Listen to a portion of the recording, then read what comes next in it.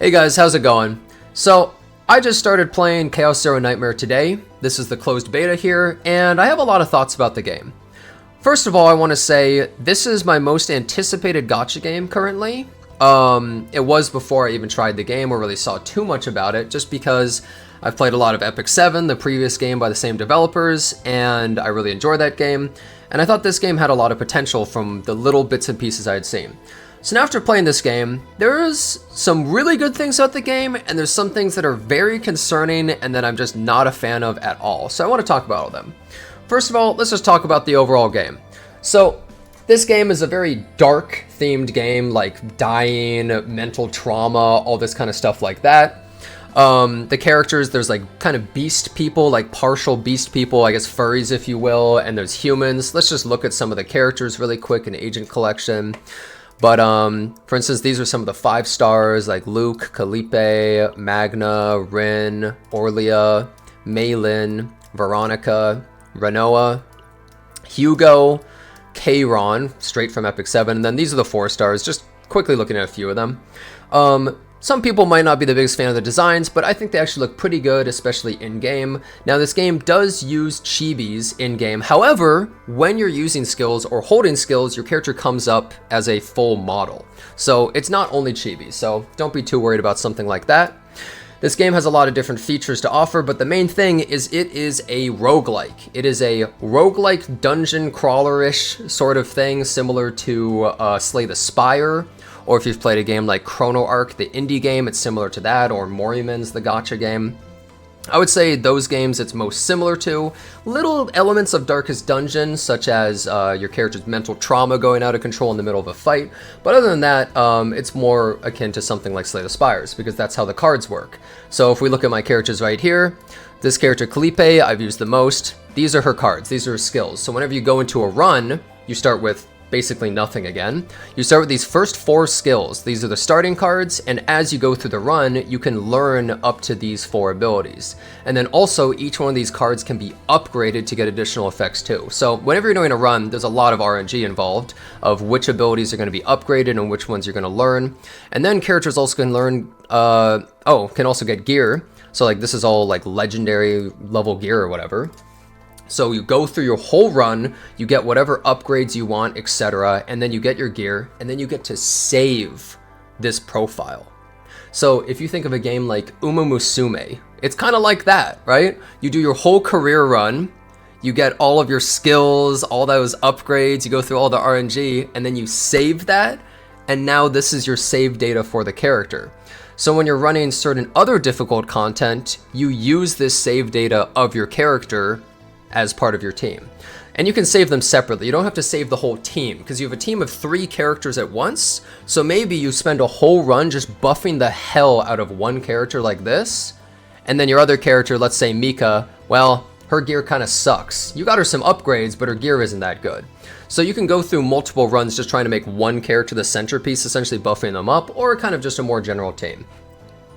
But that's kind of the overview of how this game works. Now, it does have a lot of other features. It has stuff such as the Arc City right here, which, I mean, you make like policies to like build up your city. I'm not 100% sure how that works yet. You have a diner where you eat food that gives you buffs for the next runs. You have a little cat cafe, which is real cute. You can get energy from this and pet the cats and stuff like that. This is where you go for psychotherapy, because after runs, your characters can sometimes go crazy, and then you either have to delete their memories of the run you just did because it was so traumatic, or you give them counseling, and you get like a stronger bond with them. The research facility, this is for slowly upgrading your city. This looks like it's going to take absolutely forever. And then there's a shop where you can buy some stuff using currency you get from the city building stuff. So that's kind of the gist. Let's talk about the gacha system really quickly. Does this look familiar to anybody? Looks kind of interesting. Oh, 1,600 crystals. Haven't seen that before. Well, let's take a look at the shop. 10 of these things. You can grab one of these. You can grab dupes. Oh, also in this shop, once per month, you can grab 5 of these. I feel like I've seen this before. It looks very, very familiar if you've played any Hoyoverse game, or you've played, I don't know, any game like Girls Frontline 2 or Wuthering Waves or any of these kinds of things. It's the new big trend to basically just copy Hoyoverse's gacha.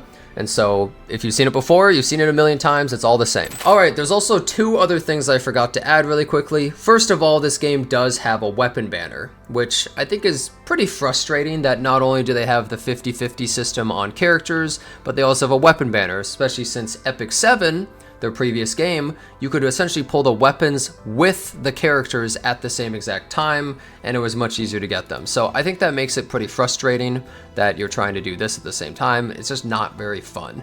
It does seem to have it where you can pull for a specific one, I think, but I think this is going to frustrate a lot of players.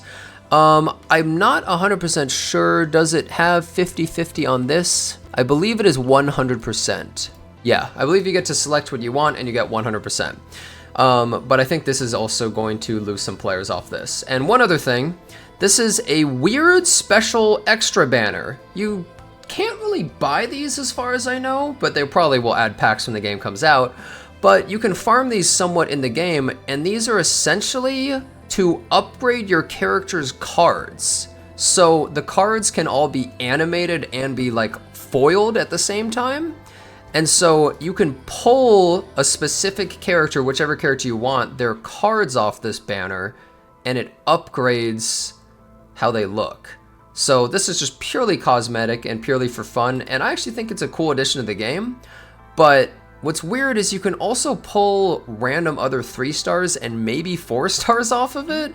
So I'm not really sure why. It's a bit odd. It's a bit strange that you can pull this other stuff on it too, and I almost feel like it should be reserved only for it, but it depends on how many of these pulls they actually give us for free. Now, really quickly, let me just show a little bit of the gameplay. I'm not going to go for a full roguelike run, but if we're just going into something like this, I can just quickly show, let's farm up a little bit of partner promotion materials. Let's just get a little bit of hunter ones. So this is my current team. And so you'll see the TB down here. I don't know what that means, but this is basically their total power. And so this is from previous runs I've done. I saved these characters with all of their items and upgrades and stuff. So if I want to farm this stage, this is what I'm using. So that's how you gear up your characters and everything in the game. This game does have an auto button, but only for this type of stuff. If you're doing a regular roguelike run, you cannot just hit the auto button. And honestly, even if you did, you would probably get totally wrecked. But so this is pretty much how the gameplay looks. So you have different skills. Look, the character pops up when you're going to use an ability. So, you know, I could use this to draw a highest cost card. I mean, I may as well just go for it, but let me buff Hugo first. Where essentially, now anytime I use a non-attack skill like this, he gets buffed up. So now he does an extra attack with that same ally. And so every character has pretty unique skill sets that I can show off a little bit later. But essentially this character, Mika in the back, she's my support. Hugo's my big DPS. And then Aquila is like, I mean, she's basically a full-on DPS, but also a tank. She's kind of crazy. So like I could do this ability, Vulture Ejection. That's like a big combo piece card you're supposed to use with other things. But I mean, let's be honest. These enemies are so weak, I can just blast them. So this is the kind of content you can just auto. I'm sure you'll have to get a lot stronger when you get later on into the game, but as of right now, it's pretty simple. I keep saying the wrong name. Calipe, that's her name, not Aquila. Her name's Calipe, yeah, that's her name. So let me show a few characters' skill sets. So Luke, his whole gimmick is basically bullets. So when he crits, he gets extra bullet cards that cost 0 that you can use on enemies, and then you can combo some of these other abilities like the amount of bullets used this turn, it does more damage. So you can basically just spam tons of abilities in that same turn. Then a character like her, she's all defense scaling, and she has all these combo pieces with Vulture Ejection, which, by the way, let me talk about a big downside right now of this game. The translations are downright terrible. They are so bad that sometimes nothing makes any sense. Like, you will read an ability, and it'll say like, let's say water, and then somewhere else it'll say aqua, and then in like a third place it'll say like stream, and you're just like, what the hell is this? But it's all the same card. Somehow the translations just were like, I don't know, AI or something else like that. It doesn't really make any sense. I'm sure they'll fix it before release, but like, man, is it confusing as hell right now. Basically, she's a combo character where she'll auto-cast multiple of these abilities if you have them all in your hand, which is really cool. The character Hugo, he's all about getting these thing called Hunt Commence, where whenever your ally attacks, he attacks with them. That causes some pretty huge combos of damage. We already talked about Luke. This character, Mika, she's a healer support, but she's also able to give you extra skill points to be able to use more abilities, which is completely insane, honestly. This guy looks like one of the most unique characters in the game. He's like a gambler. He's able to give himself quests and all these weird cards, like 00011 straight full house. And he has a lot of RNG, but that's what makes him so cool. He's a gambler, right? Makes him super unique. He can keep drawing cards. He can look for cards in the discard pile. He can discard your hand to draw a new one. Really, really cool and unique character, honestly. And also, his design is sick as hell for a 4-star. I thought for sure this guy was a 5-star. But while we're here, let's also talk about something else in this game that I think is kind of concerning and I'm not a huge fan of. Manifest Ego.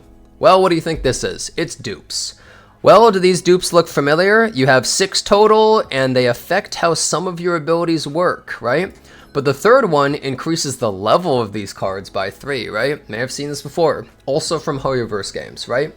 And now, here's the thing. It's not that these systems from Hoyoverse are intrinsically always the worst or bad or something like that, but I do not believe they have any place in a game like this. They can work in, Genshin or HSR or whatever game that you're playing that has them. I do not think that they should be in this game, though. I believe that it feels really bad locking any sort of a skill set behind dupes, where a character can suddenly become totally different off of getting like 1 or 2 dupes. I think that's just not very good design at all in general, especially in a game like this that I think is supposed to be challenging. I think if I play this game on launch, which I will be, I think I'm just going to use 0 dupes ever, because I feel like it's just going to trivialize the entire game and make it not fun at all. And the game has some challenge to it. I definitely think that this game is not for the most casual players. I think the most casual players are not going to play something like Slay the Spire. So this has a bit of a weird in-between ground, because people who love gachas generally are more casual in games. People who love a game like Slay the Spire are not going to want to play a gacha game. So this game is somewhere in the middle, where it's an overlap between those two, which could be a little bit difficult to get fans. And I think things like this will only drive more players away by having dupes be this important, especially when in their previous game, Epic 7, dupes barely do anything. They're so inconsequential. And going along with that, let's talk about another big negative, I think, to this game. It's the pull system. I'm just going to be upfront about this. People are tired of the 50-50 system. It sucks ass. And I know a lot of people like to defend it, or a lot of people like to say it's really good. I'm sorry, but there are much better gacha systems, and you can't use the defense of there are worse gacha systems, so this is fine. That's not a good defense. Just because something is absolutely terrible by comparison doesn't suddenly make this system good. This system, the amount of people I have seen, not only in my chat, but just online, the moment they found out about the 50-50 system, they went, well, I was interested, but probably not anymore. Honestly makes me sad. I think it'll do a lot more harm than good. I think it'll cause them to lose players. And look, I don't know the stats or the math of it, but I think probably in the long run, they might lose more money. But hey, I can't promise that. But I think a lot of people are not really happy about this system, and I think it should be completely changed. But the problem is it feels so baked into how the game is designed right now, with how the dupes are, and then the pulse system, and then how you get the currency, because some of these things in the game, oh my god, like, it's so familiar from Hoyo games, it's actually ridiculous. Like this thing, look, it's like the Traveler's Guide thing, right? You complete these missions, then you complete this thing. This is like chapter 3 of it, and then you go to chapter 4 of it, and you get more missions, right? Same exact thing, levels up your account. It's done the exact same way, right? As you level your account, you get these little rewards, right? Stimulation stage 3 unlocks, right?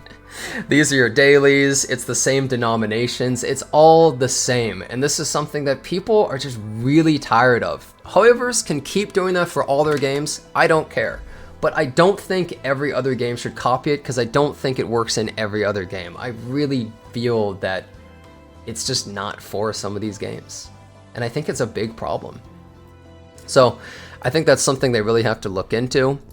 Now, really quickly, let me just show you what a run looks like. If I go into this planet, for instance, I go with my team, just so people can have some understanding of how this game actually operates. Because this is the main gameplay, is essentially the roguelike. So you go in, And, well, let me just get extra money. Let's just go with the extra money upgrade. So then you look at the map. Looks pretty familiar to some of these other games you may have seen, like Slay the Spire. You have all these different things you go through. There's a lot of them, and then you eventually get to the final boss. And so you have your normal combat stages, you have these mystery stages that could maybe be a fight, it could be like free stuff, you make decisions, the decisions could hurt you, you don't know what some of those decisions are going to do. It could be something that gives you insane rewards, or it could be terrible.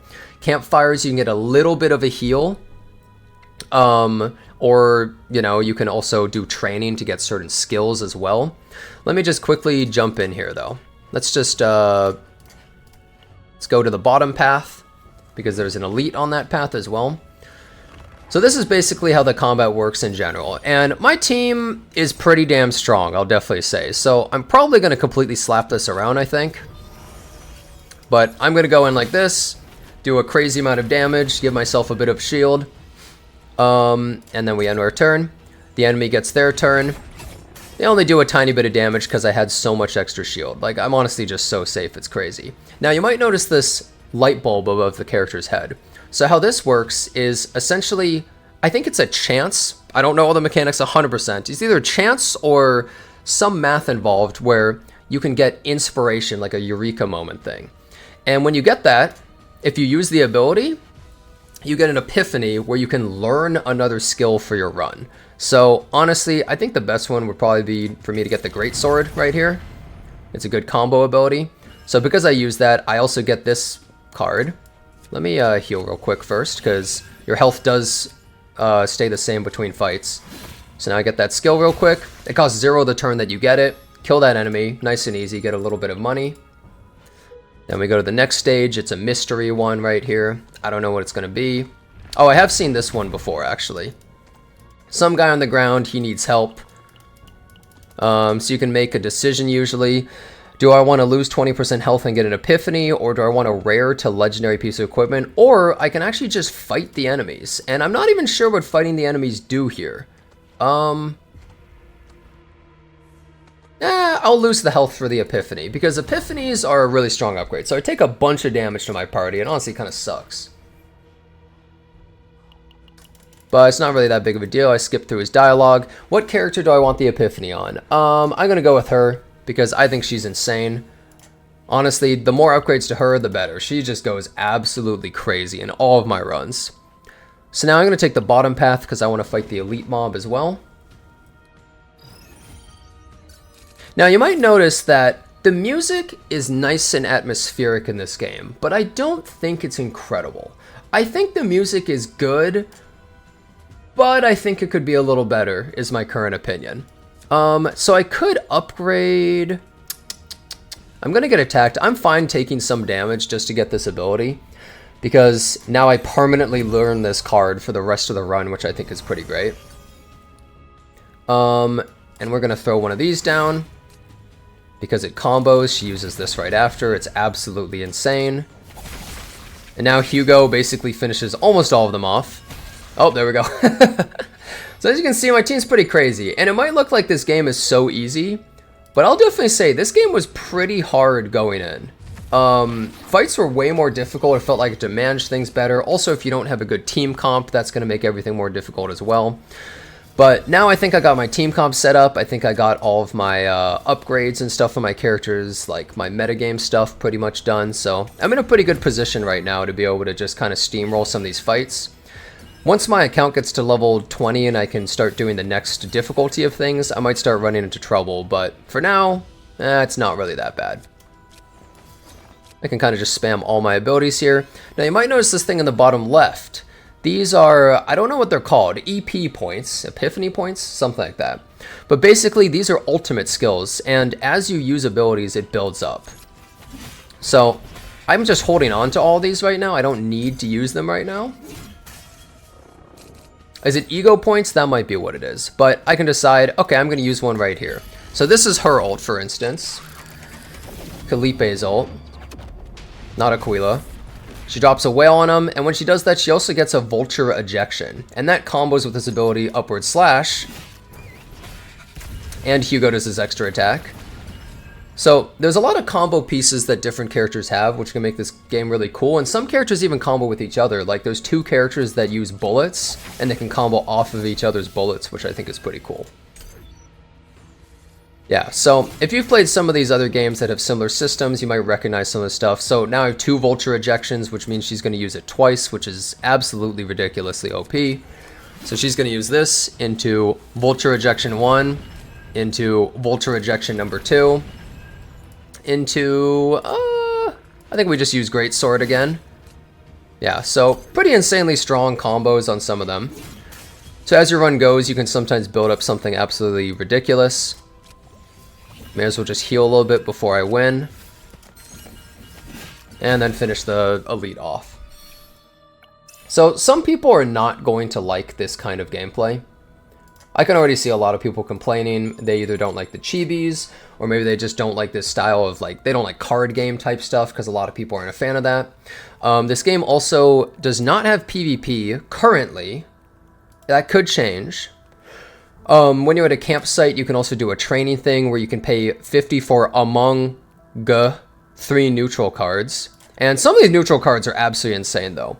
They're not just like trash cards. I've played some games like this with neutral cards, and usually a lot of them are crap.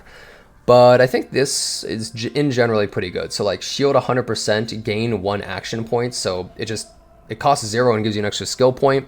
Exhaust means that it gets removed from the deck until the next fight. For 1 turn, target's action count does not increase. Let's just go with this, and let's teach it to her. Why not? Okay, cool. And now we can leave here. I didn't heal, but that's whatever. Let's go to this mystery section right here. I can increase max health by 20%, increase max health by 10%, and get an ability that heals. Ooh, that's pretty insane. 2 action points from it. Or I can get this item. Wow.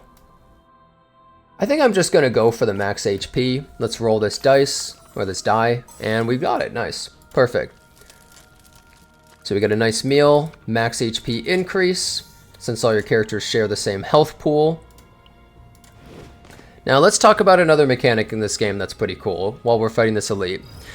This mechanic right here, you see this purple bar? So each character has it. When the enemy attacks you, everyone shares the same health bar, but they don't share this. The enemy will attack specific characters, I believe, in combat. That seems to be how it works.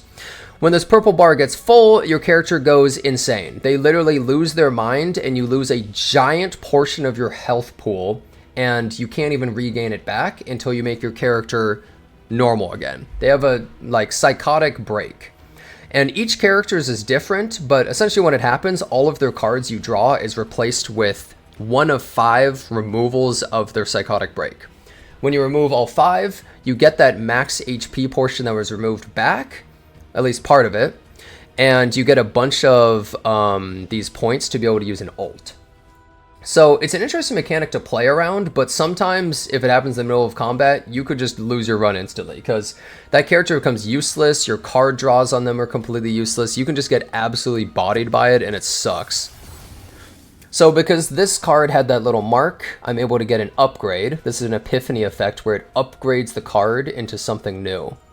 I've also been playing for 6 hours, and every single hour you open this game, it warns you and says you should not keep playing. This is a horrible mistake. I don't know why they did that, but they did. So I think what I'm probably going to use is... I'll go for the second one. I'll go for the second upgrade, and then we're just going to hit this guy with one of these. Just do a little bit of damage. Maybe I should have gone for rally, but whatever.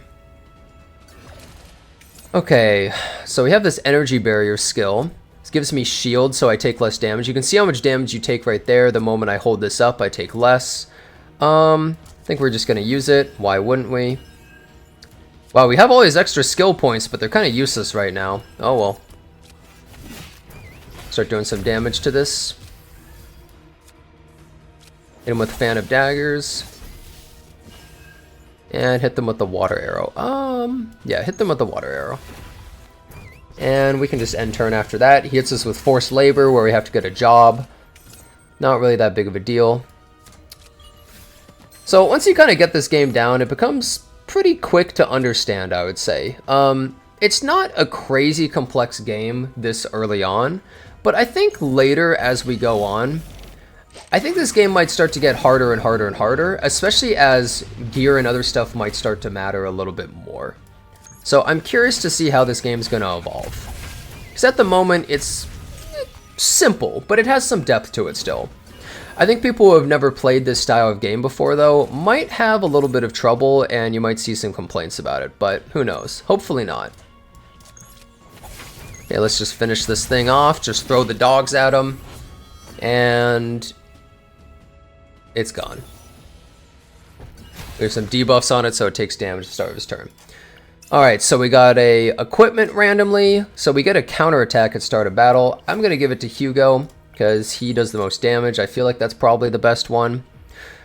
But that's kind of the gist of how this game works. It's a not crazy complex roguelike, but it is very fun.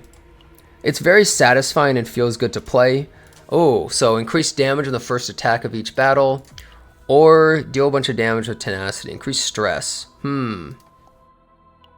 You can also sometimes investigate the scene, which sometimes changes the abilities or cards that you're able to get.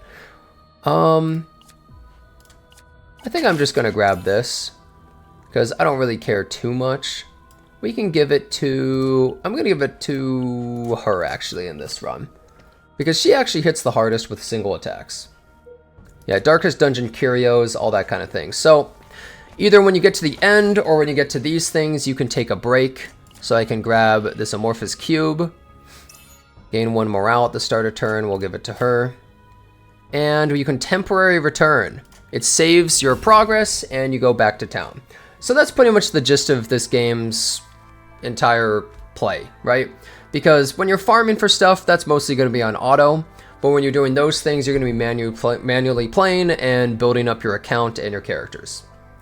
So this is pretty much how the game works. I so far have been absolutely loving it. I think this game is insanely fun.